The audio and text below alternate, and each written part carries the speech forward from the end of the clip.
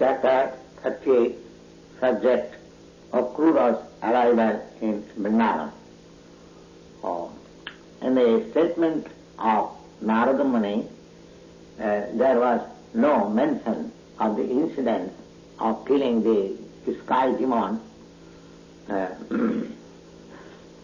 which means the sky demon was also killed on the same day as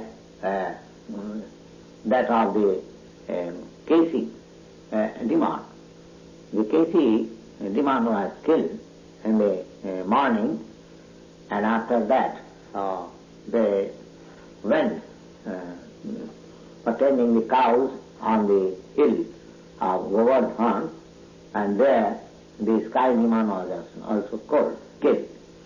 And it is suggested that in the morning the killing business of these two demons was finished, and the evening, as Akrura was requested by Kansa, he arrived in Vrindavan. Akrura, after receiving instructions from Kansa, lived that night in Mathura, and next morning he started on the chariot for Vrindavan, the place of Nanda Maharaj. Akrura himself was a great devotee of the Lord. Therefore, while starting for Vrindavan, he began to pray to the Lord as follows. As devotees are always absorbed in the thought of Krishna, similarly, Akrura also constantly thinking of the face of Lord Krishna with his lotus eyes. He began to think within himself that he did not know what sort of pious activities he might have done previously, or what sort of penance and austerities he might have executed previously, so that he was going to see Krishna and Balaram in Vrindavan on that day. As pure Vaishnava always thinks unfit for the service of Krishna, similarly Akrura also began to think within himself that he was unfit for such transcendental opportunity of seeing the Supreme Personality of Godhead. Exactly, a materialistic person is unfit for understanding the science of God, or the Shudra, or the fourth-class human being is unable to enter into the studies of the Vedas. Akrura also began to think that by the grace of Krishna, everything is possible. If he likes, I may be able to see him exactly like a small piece of grass, although floating in the waves of the river. By chance, I may come near the shore, and thereby it is protected. Similarly, a conditioned soul carried away by the waves of material existence may sometimes be saved by the grace of Krishna. So Akrura thought that if Krishna liked, he would be able to see him. Thus, Akrura began to feel himself too much fortunate that he was going to see Krishna, who is to be seen by great mystic yogis, but still by his grace, Akrura himself was going to see him.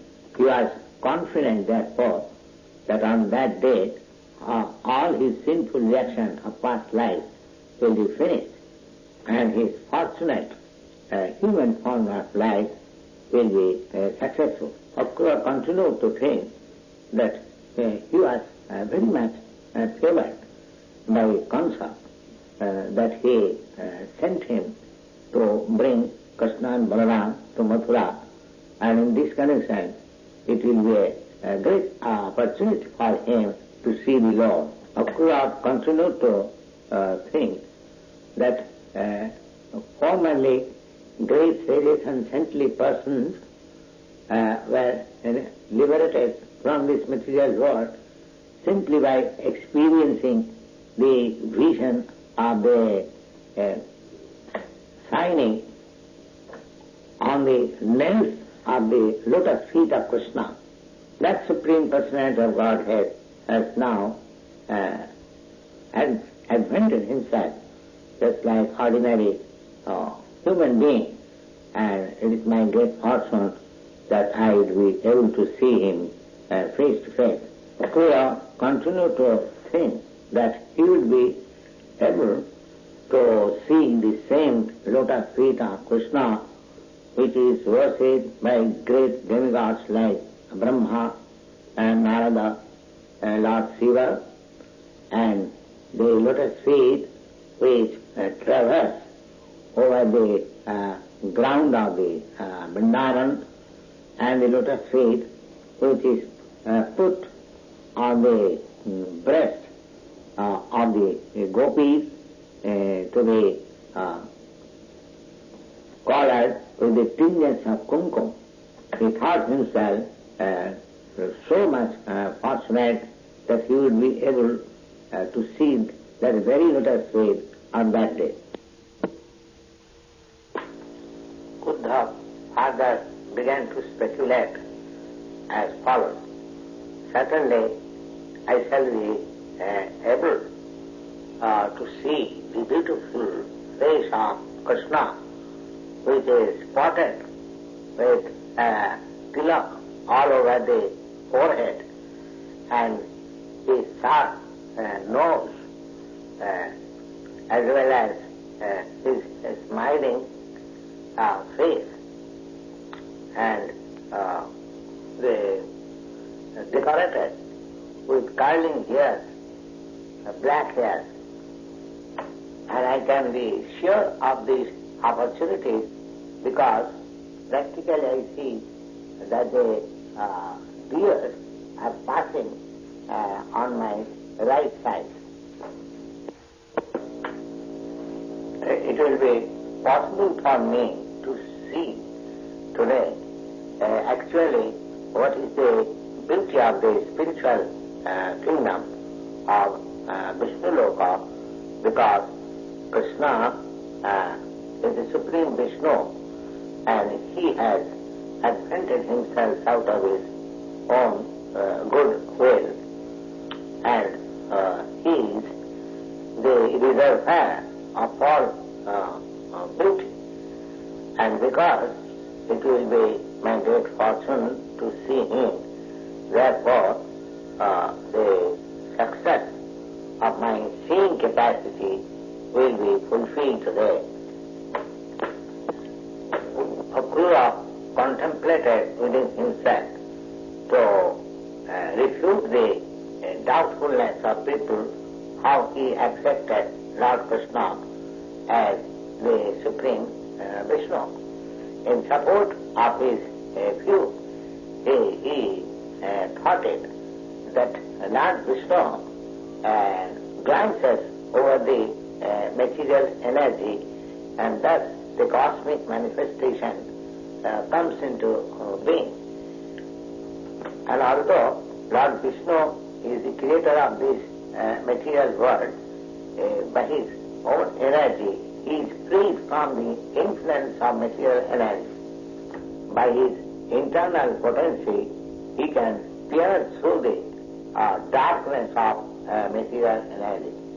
Similarly, Krishna, the original Vishnu, by expansion of his internal potency, has created the inhabitants of Vrindavan.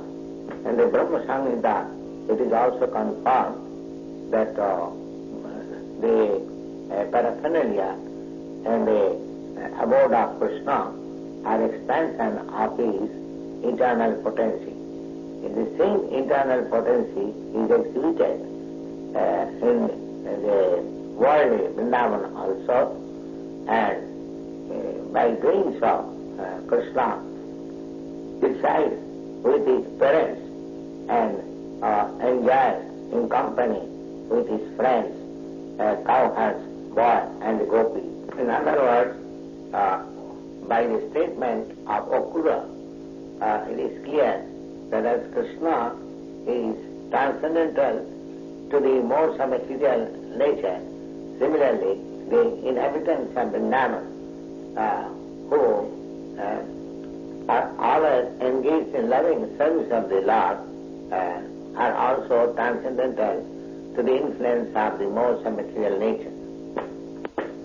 Vrindavan also considered the necessity of the transcendental pastimes of the Lord. He thought it that the transcendental activities, instruction, qualities, and pastimes of Krishna, they are all for auspiciousness of the people in general. The people in general remain constantly in Krishna consciousness by discussing the Lord's transcendental form, quality, pastimes, paraphernalia, and by doing so, the whole cosmic manifestation, universe, actually leads in auspiciousness and advances in all peaceful condition of life. And without such Krishna consciousness, the society is considered to be a decorated dead body. In other words, a dead body may be decorated very nicely, but without consciousness, as such decoration becomes useless. Similarly, in the human society, without Krishna consciousness, everything is useless, and without any life. That Supreme Personality of Godhead, Krishna, has now appeared as one of the descendants of the Juru dynasty. Principles of religiosity is He's enacted laws, and those who are abiding by such laws are the demigods, and those who are not abiding by such laws are demons. So he has acquainted himself to give protection to the demigods who are very much obedient to the laws of the Supreme Lord. The demigods and the devotees of the Lord take pleasure in abiding by the laws of Krishna, and Krishna also takes pleasure in giving them all sorts of protection. These activities of Krishna, namely giving protection to the devotees and killing the demons, as it is confirmed in the Bhagavad Gita, such narration will always be auspicious to the human society, to hear them and to narrate them and from. And such glorious activities of the Lord will ever increasingly be chanted by the devotees and the demigods. Krishna, the Supreme Personality of Godhead, is a spiritual master of all spiritual masters. He is the deliverer of all fallen souls. He is the proprietor of the three worlds.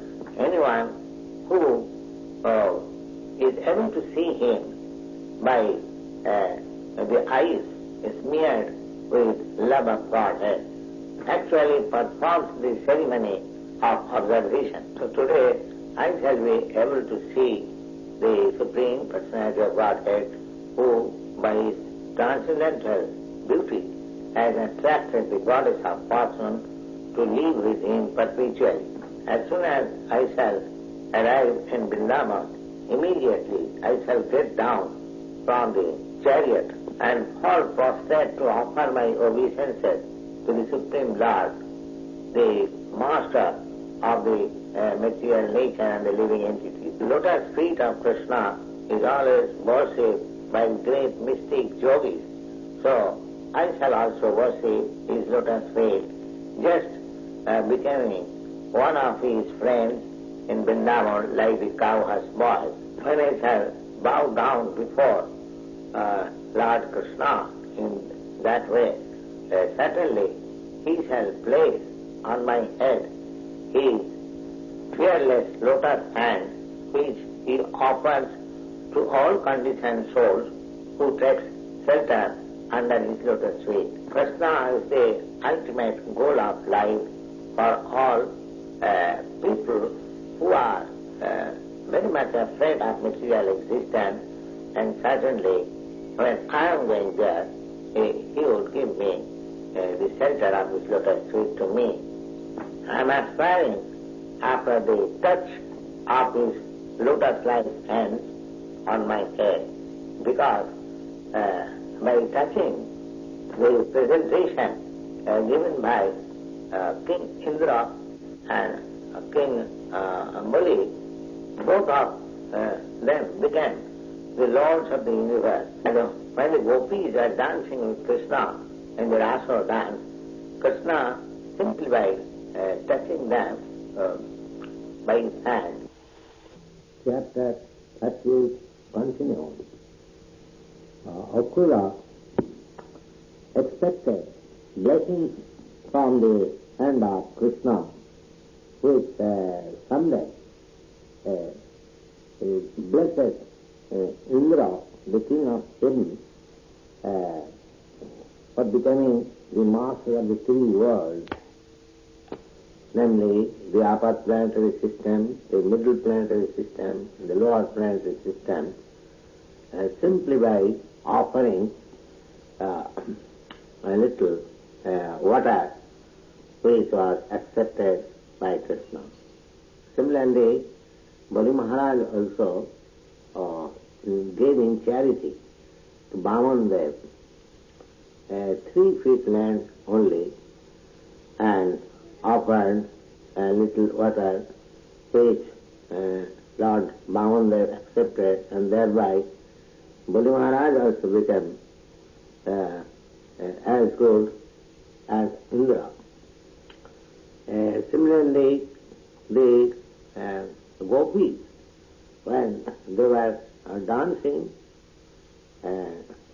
with Krishna in Rasa, they became fatigued, and Krishna's hands being as fragrant as the lotus flower in the Manas Sarovar. So immediately Krishna smeared over their perspiration and they poured like drops on the face of the gopis, and therefore they immediately became refreshed. So Uddhav was expecting benediction from that supreme hand of Krishna. In other words, Krishna's hand is capable of bestowing benediction to all kinds of men if they take to Krishna consciousness. If somebody wants material happiness like the king of heaven, he can also derive benediction from the hand of Krishna. If anyone wants liberation from the pangs of material existence, he can also have benediction from the hands of Krishna. And if anyone in pure transcendental love for Krishna wants personal association and touch of his transcendental body, he can also have the benediction from his hand. Akrura, however, was afraid of his being deputed by Kansa, the enemy of Krishna.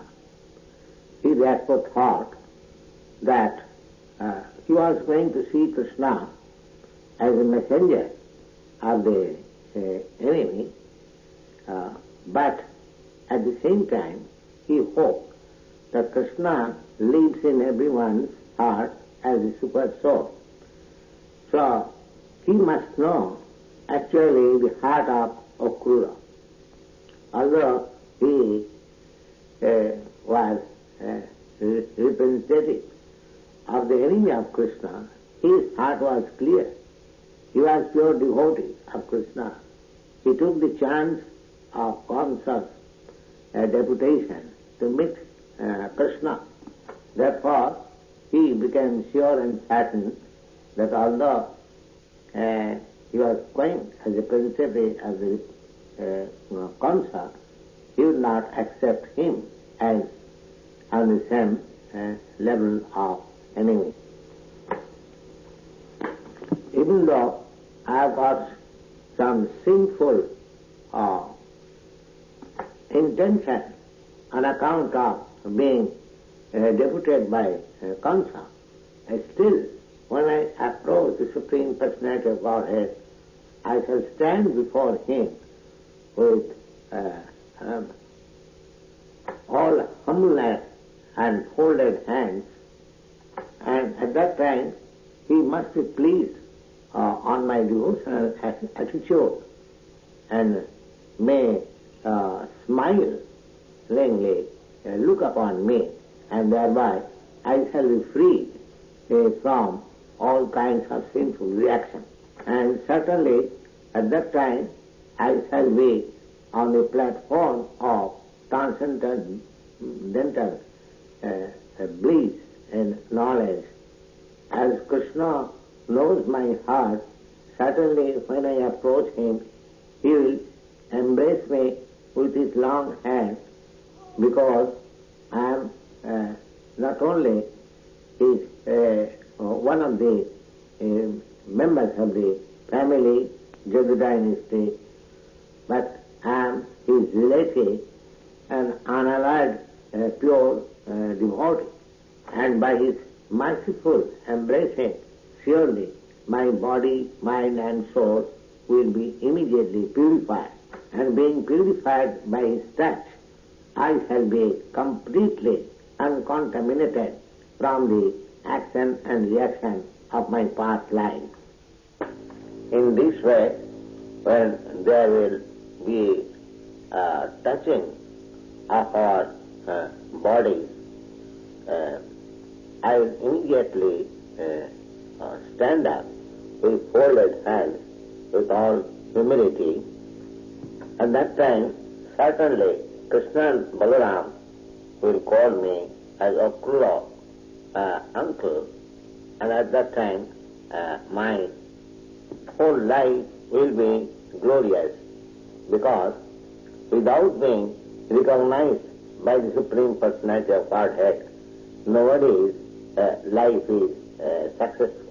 In this statement of Akrura, it is clear that one should try to be recognized by the Supreme Personality of Godhead by his service and devotion, without which everyone's human form of life is condemned, as stated in the Bhagavad Gita, that the Supreme Lord Personality of Godhead is equal to everyone.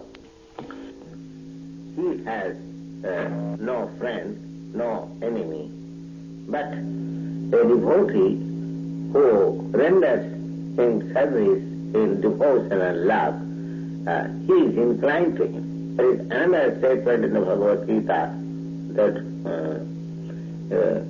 the Supreme Lord is responsive in proportion to the service rendered by the devotee.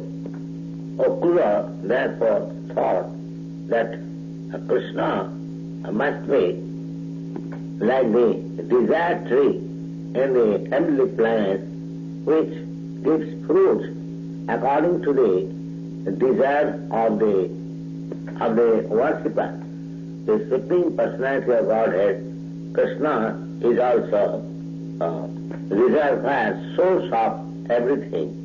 A devotee must know how to render service unto him and thus become recognized proportionately by the Supreme Personality of Godhead. In the Chaitanya Charitamrita, it is therefore explained that one should serve both the spiritual master and Krishna simultaneously for making progress in Krishna consciousness. Service rendered to Krishna under the direction of the spiritual master is bona fide service, because the spiritual master is the manifested representative of Krishna. Srila Vishwanath Chakravarti Thakur therefore says that satisfaction of the spiritual master is satisfaction of the Supreme Lord.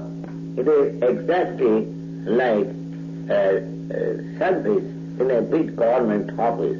One has to work under the superintendent of the department, and if the superintendent of the department is satisfied with the service of a particular person, his promotion and increase of pay, everything will automatically come in. Akrura then thought within himself that Krishna and Balaram, when they will be pleased with my behavior, certainly they will shake hands with me and receive me within their house and thus offer me all kinds of respectable hospitalities. After this, they will be inclined to ask me about the activities of Kansa along with his friends. In this way, Akrura, who is the son of Sapalka, contemplated the whole way, starting from Mathura, and at the end he reached Gokula by the end of the day when the sun was setting. In other words, Akrura passed the whole way without knowing how much time it took. But when he reached Gokula, the sun was setting. Akrura thus, as soon as he entered the boundary of Gokula, he began to see the footprints of the cows as well as Lord Krishna, because the footprints are impressed with the signs of his foot, namely the flag, the trident, and the flag and the lotus flower, which are the symbols of the transcendental lotus feet of the Lord. The lotus feet, which is worshipped and adored by the helmets of all demigods and great personalities of the three worlds. After looking on the footprints of Krishna, he immediately jumped down of the chariot out of respect and became overwhelmed with all the symptoms of ecstatic love, namely pouring down of tears, shivering of the body out of extreme jubilation, and taking advantage of the dust touched by the lotus feet of Krishna. Immediately he fell flat on it and began to roll over it. Next verse. The example of Akrura's activities in the matter of going to Vrindavan is ideal. Anyone who intends to visit Vrindavan should follow the footsteps of Akrura.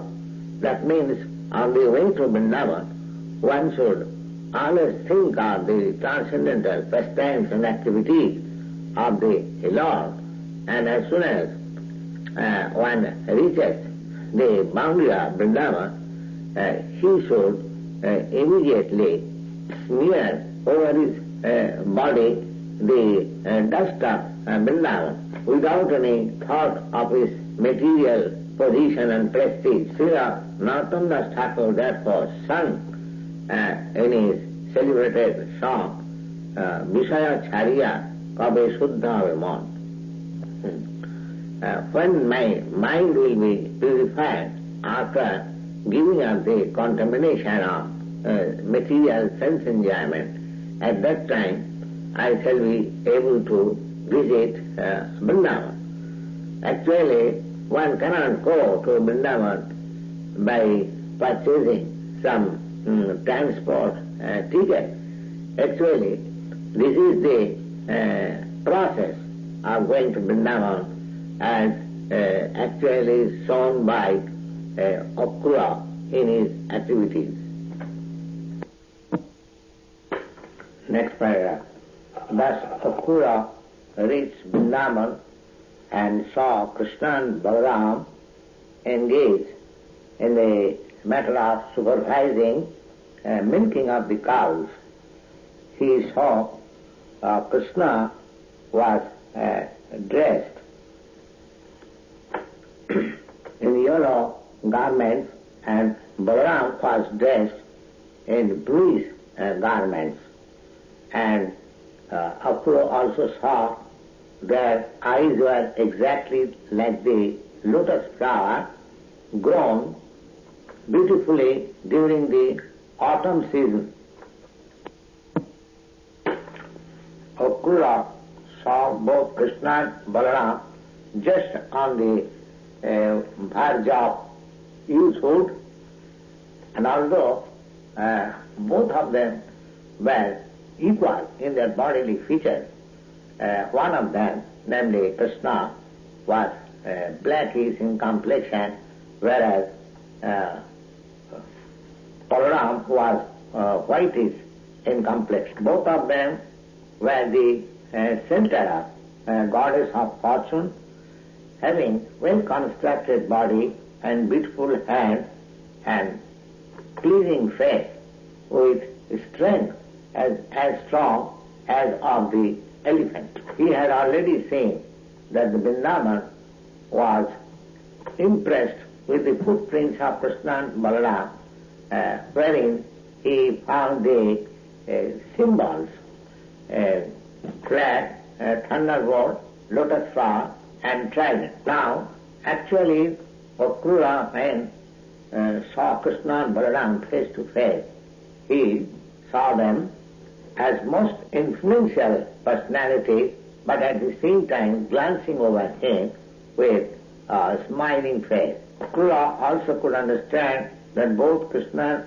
and Balaram, after coming back from tending of cows from the forest, took their bath and were dressed with fresh clothing, garlanded with nice flowers, as well as with necklace of valuable jewels smeared all over the body with the pulp of sandalwood.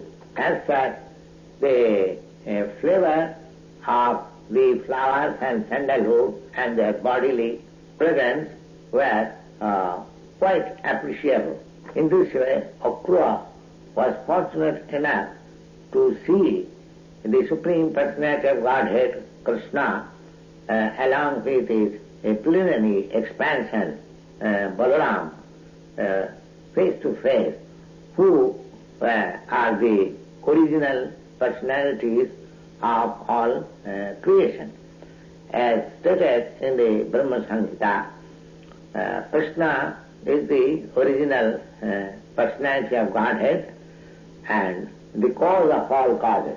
He could understand that the Supreme Personality of Godhead, simply for the welfare of his creation, had appeared personally to re-establish the principles of religion and to annihilate the demoniac disturbance of the world. Both the brothers, by their bodily effulgence, was dissipating all darkness of the world as if the mountain of sapphire stone and silver. Akrura, thus without waiting further on his chariot, immediately got down and fell flat, just like a rod before Krishna and Balaram, touching their lotus feet. On account of his visiting the Supreme Personality of Godhead, he became so much overwhelmed with transcendental bliss that his voice choked up, he could not speak. But due to his transcendental pleasure, incessant torrents of tears were gliding down from the eyes. Thus he remained stunted in ecstasy, as if devoid of all powers to see and speak. Lord Krishna immediately, as he is usually very kind upon his devotee, raised Akrura by his hand and embraced him. It appears that Lord Krishna was very, very pleased on Akrura. After this, Balaram also embraced Akrura and catching his hand to hand, both Krishna and Balaram received him and brought him within their sitting room. In this way, both Krishna and Balaram welcomed Akrura, offered him a very nice sitting place, and offered also water for washing his feet, and worshipped him with suitable presentation of honey and other ingredients. When Arjuna was thus comfortably seated, both Krishna and Balaram offered him a cow in charity, and after this he brought many palatable dishes of eatables, and Akrura also accepted them. When Akrura finished his eating, immediately Balaram greeted him with betel nuts and spices, as well as pulp of sandalwood, just to make him further pleased and comfortably seated. The basic system of receiving a guest was completely observed by Lord Krishna himself to teach all others how to receive a guest at home. It is basic injunction that even a guest is an enemy, he should be received so well that he could not apprehend any kind of danger from the host. If the host is a poor man, he should at least offer a straw as the sitting place and a glass of water to drink. Thus Krishna and Balaram welcome Akrura, just befitting his exalted position. When Akrura was thus properly received and seated, at that time Nanda Maharaj, the foster father of Krishna, inquired from him, "My dear Akrura, what shall I inquire from you? I know that you are all being protected by Kamsa, who is the most cruel and demoniac, and I know that your protection means just like the slaughterhouse keeper protects the animals for being killed in the future. I know Kamsa is so selfish that he has killed the sons of his own sister, and how I can expect a good protection from him of the citizens of Mathura?" In this statement of Nanda Maharaj, there is a great significance. The purpose is that the political or executive head over the state, if he is simply personally interested he can never look after the welfare of the citizens. In this way, when Nanda Maharaj was talking with Akrura in great pleasing words, at that time Akrura forgot all the fatigue of his coming from Mathura to Vrindavan the whole day. Next verse, that ends Bhaktivedanta purpose of the